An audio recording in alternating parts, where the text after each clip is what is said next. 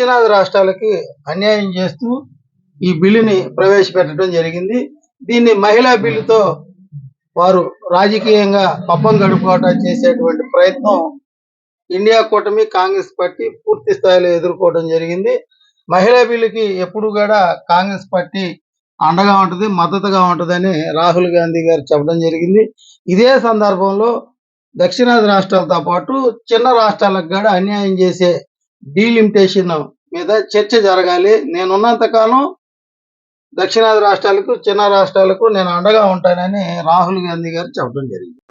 You are telling the South Indian states, you are telling the northeastern states, you are telling small states in India that in order for the BJP to remain in power, we are going to take away representation from you. This is nothing short of an anti-national act.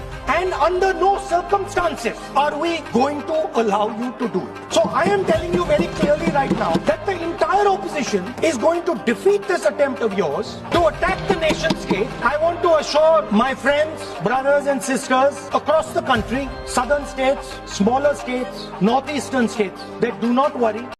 Narendra Modi గారు మాట్లాడారు, అదే పదాన్ని మళ్ళీ Karnataka MP గారు మాట్లాడి defence లో పడిపోవడం జరిగింది.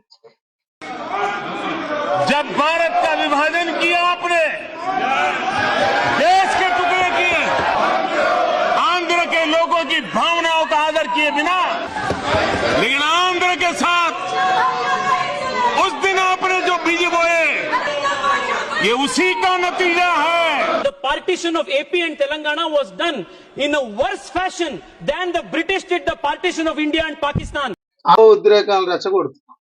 అటు తెలంగాణని ఇటు ఆంధ్రప్రదేశ్కి తీవ్రమైనటువంటి అన్యాయం చేస్తున్నటువంటి ఈ నాయకుల ప్రయత్నాలు ప్రజలు తెలుసుకోవడం జరిగింది.